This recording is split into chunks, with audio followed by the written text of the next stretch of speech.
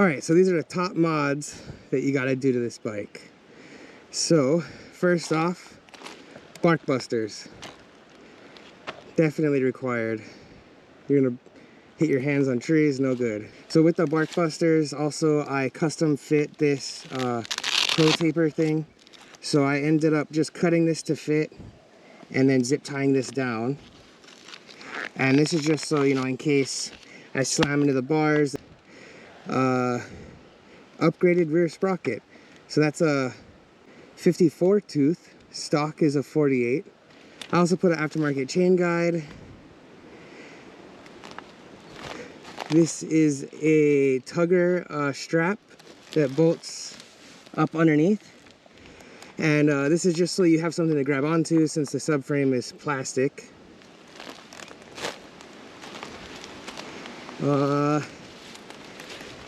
Bigger mouth foot pegs. That made a huge difference. The stock pegs are so tiny. And the best upgrade of all is the 85 to 250 rear caliper and rotor. So Nihilo Concepts makes an adapter to go from an 85 to a 250, 450. All the calipers are basically the same.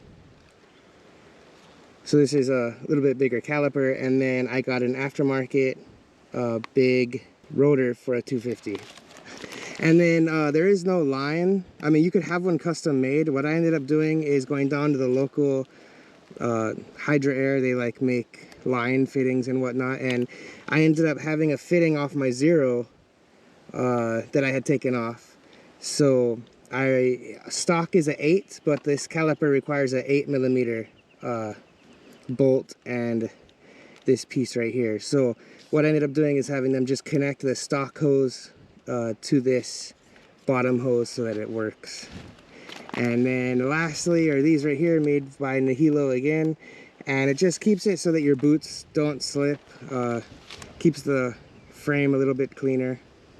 And then also tires. The stock tires aren't very good. The rear actually isn't bad. This is the Maxxis still on the rear. It's like a Trials.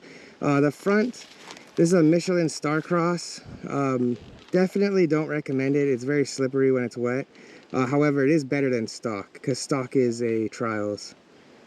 Alright, yeah, and those are the top things that I feel you need done on this bike. And then once you do this, it's basically ready to ride. Alright guys, thanks. Bam.